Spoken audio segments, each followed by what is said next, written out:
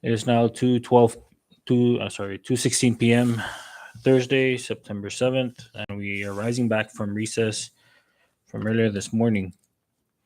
The council, LA, and fiscal analysts have completed the substitute version of House Bill 23-66 and has incorporated all the changes that have been brought up by the committee. And these are changes that have been aired for the viewing public.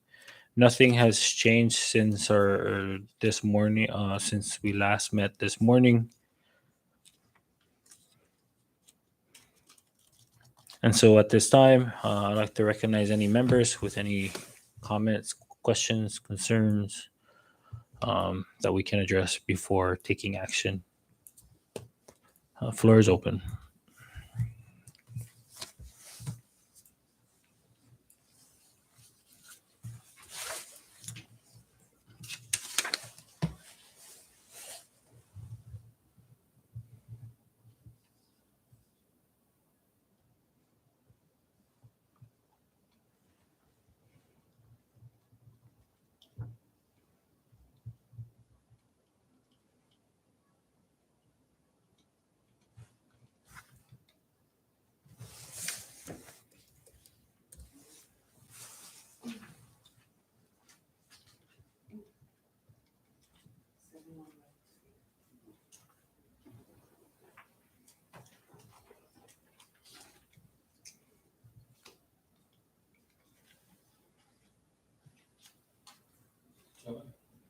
Recognize Senator Paul.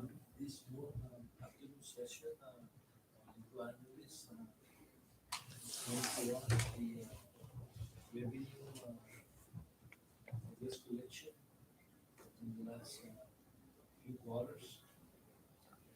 Are those considered factored into the Senate amendments? Those concerns are factored into Not at the not the way it's currently at the current projections. No.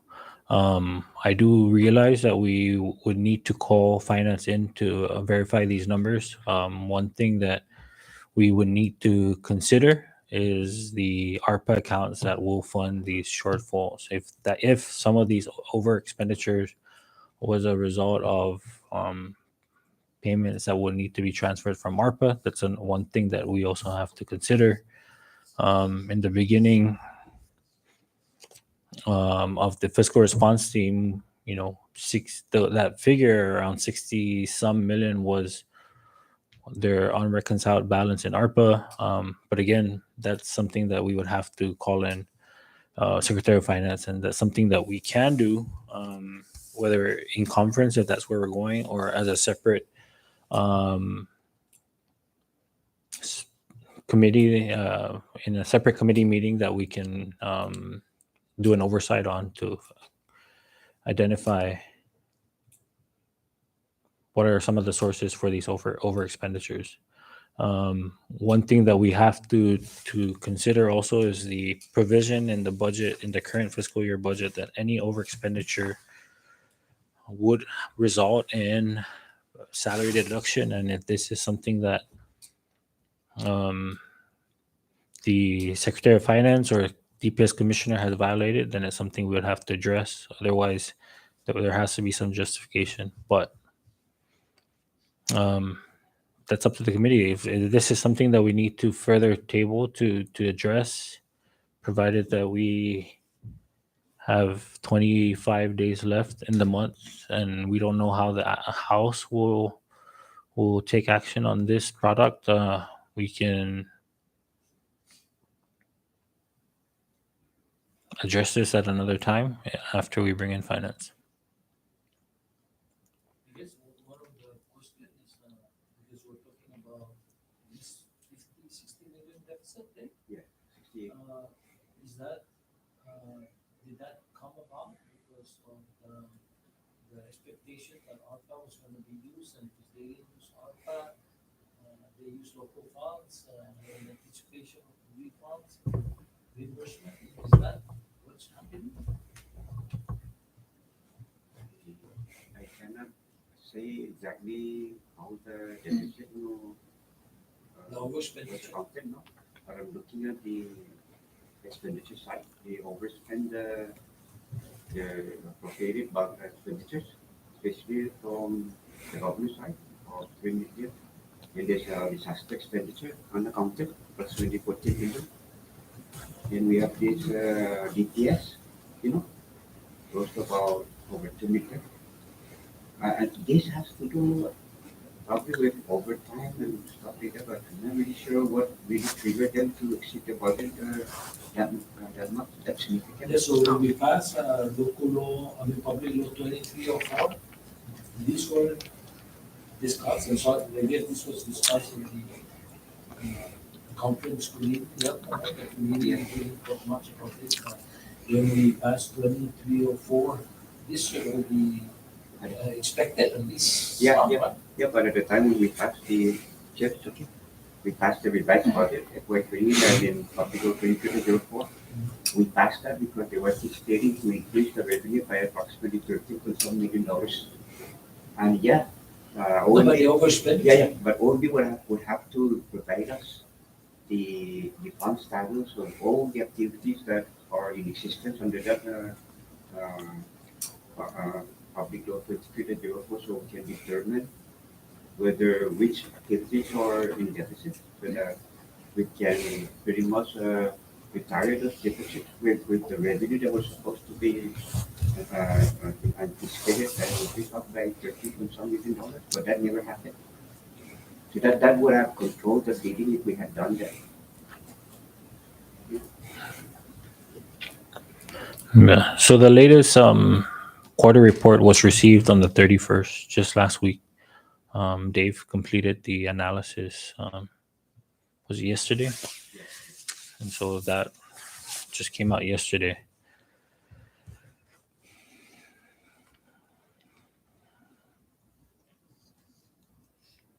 It's really interesting that when we look at the report doesn't say how much the deficit. We just have to go in there and figure it out by ourselves. You know?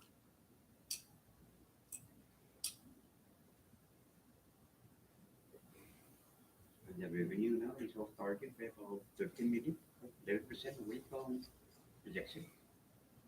So if we look at annualized by the end of the year, we could get up to about 17 million.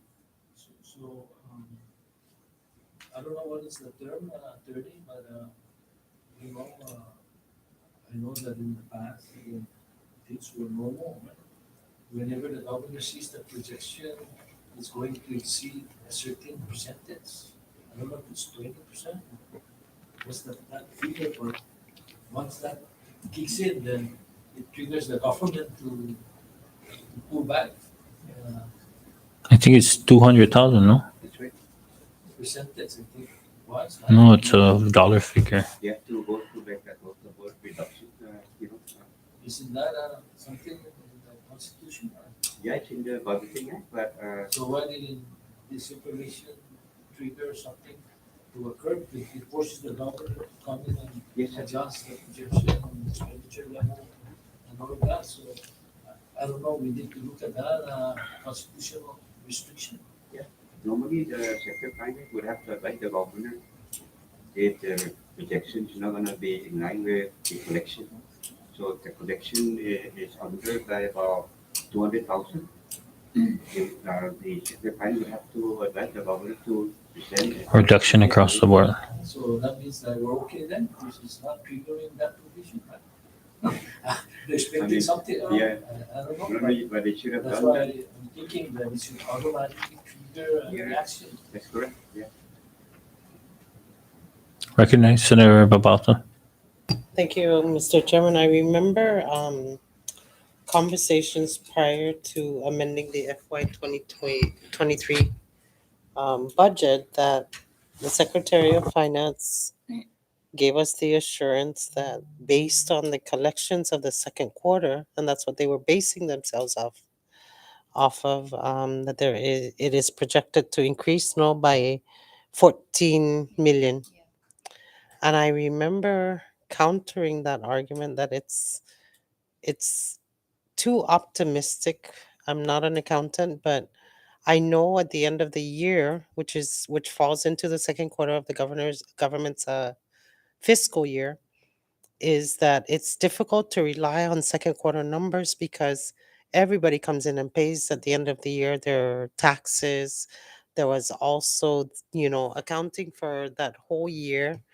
There were the CUC vouchers, the some stimulus payments that went out. So it was optimistic, but I remember asking the executive to be cautiously optimistic about relying on those numbers because I think it just creates a um, discontention with the legislature to amend the budget based on numbers that I think we should not have relied on. But unfortunately, no, or fortunately, that's what the government accounting is about: is you rely on those numbers that are actually collected, and we don't know what happened in the third quarter, why the projections fell way low, or the actual collections fell way low than what was projected.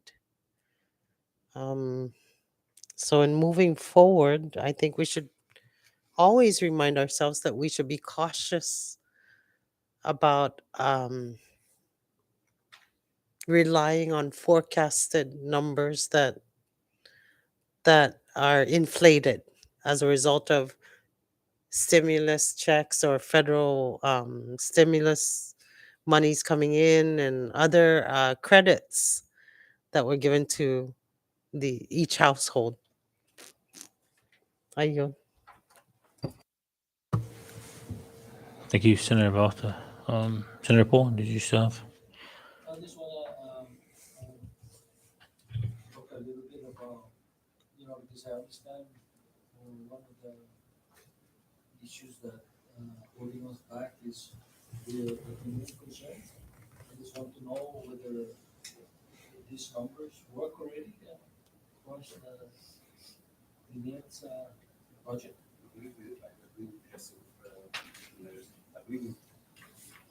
I believe we would just sit with the measures that were taken in the committee. And, I'm just looking at a while going. So I just don't understand, so in the revised budget, the year had 7 some, and now it's 6.4. Is the difference there somewhere incorporated as a separate appropriation? Seven some. Oh, it was seven some is one entity, so mayor's office. But if in totality, So is this accurate? 7 million. Sub- sub- Yeah, it's almost the same level now as FY 20 as of this fiscal year. Also, for the number here showing 6.497. On the total rate. Yeah, but we haven't shown the half a million, additional half a million. Also, you still have some stuff to adjust here? That's right. Having to Well, the administrative division. Yeah. They're transferring over from the municipal treasury to the central government to address the shortfall.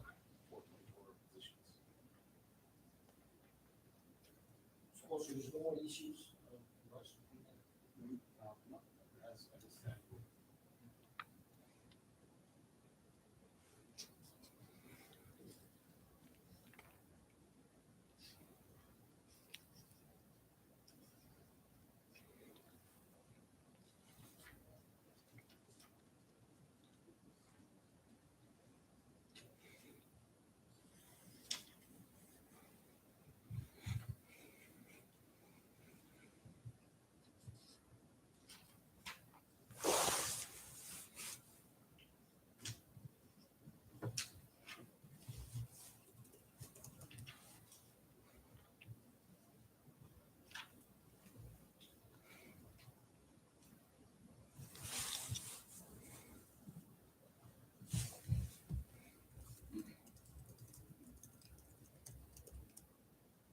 Mr. Chairman, do we have plan to meet with the House on the proposal for revenue?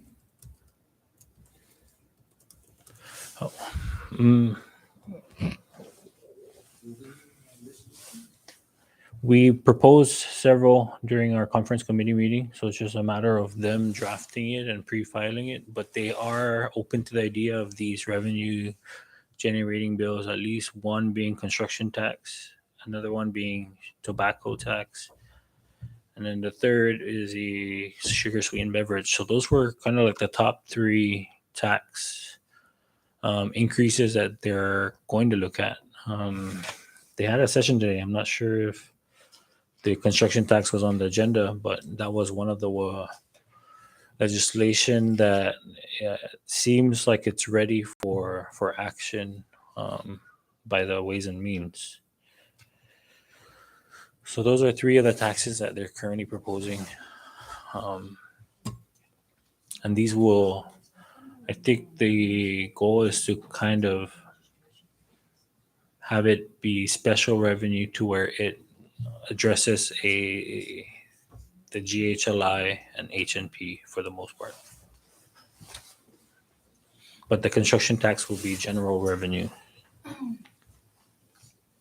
I just want to maybe recommend, Mr. Chairman, that, we really just have till the end of this month. And, the more we discuss the budget, the more concerns are raised, such as, the revenue projection, uh, government health life insurance. We're hearing the other day that, that's a major issue, and that, it might affect the health insurance for government employees and retirees. And I think that, looking back, you know, we we expected some bills to be before this body, and so as part of this budget passage, I strongly recommend that we put a deadline to our actions, since we're going to be passing the budget maybe next week. um, and there will still be many questions even after we pass it. I think that we need to set a deadline that whatever revenue generation we're going to come out with, we have to do it before the end of the fiscal year also. And we can make a commitment between both houses that we'll lock ourselves up and let's sit down and don't come out until we agree. And if we can do it even before the budget conference committee sits down, because in the budget conference it's just three, six people sitting down, eight people, and I think that we need to have all the members, if anything, or all the two committees come to one room and let's just keep hammering it out until we agree. If we don't put a deadline like that, I'm really afraid that it's gonna keep dragging on, and then we won't have a plan. We won't have a budget plan that is realistic, that really considers many of the variables that are very hard to contain. No, so and it could be other issues, not necessarily only the budget revenue, but uh, belt tightening legislation also. So, is that something that we can hear from the chairman, and as well as from the counterpart in the House, that they can commit to passing some legislation in 2 weeks time, and so that we can force ourselves, both houses, to come. I mean, I'm sure we can hammer it out if we just sit down and talk about the revenue part, because I'm worried, because now we're just kind of like saying, oh, we'll handle government health life insurance, the retirees, will handle this, medical referral, just give the governor flexibility. But that's a big variable that we're saying it will be taken care of. And even if it's taken care of, my concern is it's not going to be taken care of the way we would like to see it taken care of, because it's such a very general language. And so I hope that we can get that commitment from this body as well as from our counterpart. Just force ourselves to sit down and pass the legislation so we can then have a back-to-back session even before the budget. Let's have back-to-back session to address this before we get into a budget joint conference. That's all, Mr. Chairman. Thank you. Thank you. I'll reach out to the chair for Ways and Means, but they have thrown out several ideas in which I think we would have to kind of gauge with the Senate members to see how they would be receptive to, initiatives such as increasing BGRT, which is one of such a major concern amongst our current members in this committee as well. And so those are some initiatives that the House has proposed. But again, based on your recommendation, this is something that we can sit with the House to address even prior to them accepting or rejecting our version. And so, I mean, at this point, the substitute has been completed, and whether or not we like to propose any further action, that's something that we'll have to agree today. And so, if any member would like to motion that we table this until such time that meeting takes place and these legislations get passed through both houses, that's something that we can also address. Otherwise, we can adopt this version and then have that discussion with the House prior to them accepting or rejecting this version. Chairman, I'm not suggesting that we hold off. I think we should move on, and we thank the members for the work product. Move on, but I'm just saying that accompanying this would be the commitment to sit down with both houses at the same time, and let's target an agreement by both houses. So then, after that meeting, we can go back to back on this legislation. And of course, we would have to work with the administration together with this proposals. That's all. So we should move forward with this. And if we have a session Monday, let's pass it. But I'm just concerned with all these things coming up. At the same time that we're trying to say that we have a budget package before us, but there are so many variables out there and so many other things to address that we cannot really put our finger on those issues. Really, we're just kind of playing with numbers and saying that should take care of that, but projection and expenditures and all that are still not very restricted. Thank you. Thank you, Senator Paul. Any other members?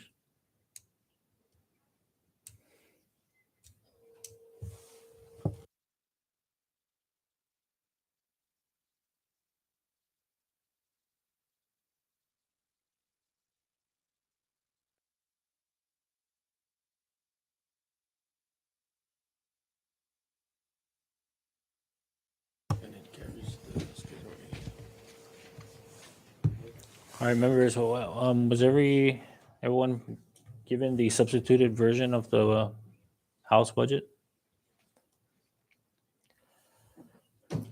If there are no concerns, can I get a motion for the motion to substitute the House budget? All right, a motion was made and seconded. All in favor to substitute House Bill 2366 HS1, say aye.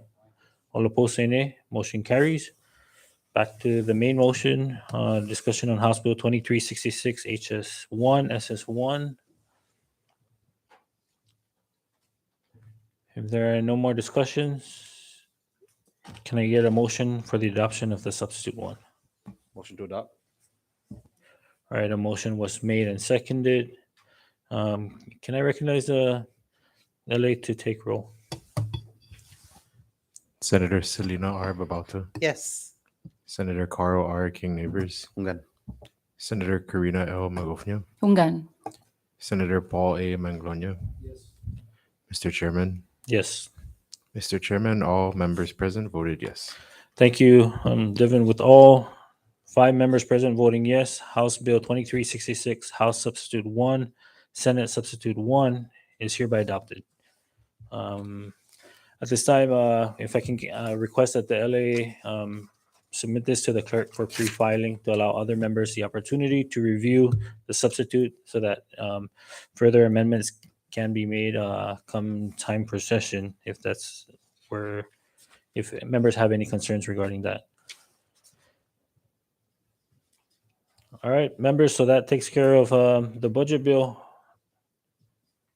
We now move on to miscellaneous, and with that, again, much appreciation to all the agencies that came out and testified before the committee, to all those agencies that assisted in the preparation of the budget in terms of providing additional information, to our legal counsels, Joe Bermudez, Antoinette Villagomez, our LAs, Jolene Tagawa and Devin Macaranas, fiscal analyst Dave Demapan, IT, Jonathan Diaz and Dale Camacho, as well as our Sergeant at Arms, Will and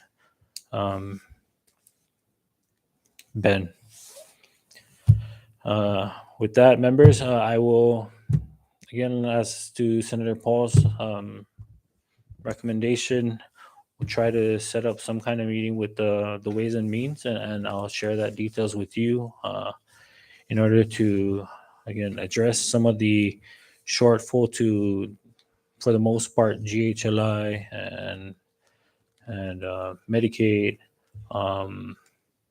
and any operational needs that we can find the funds for to expedite the process of pushing forth revenue generating bills. And so with that, any other member would like to provide any announcements, miscellaneous items? If none, thank you again. Can I get a motion for the adjournment of today's committee meeting? So move. All right, motion was made and seconded. All in favor, say aye. Aye. All opposed, say nay. Meeting is hereby adjourned at 2:44 p.m.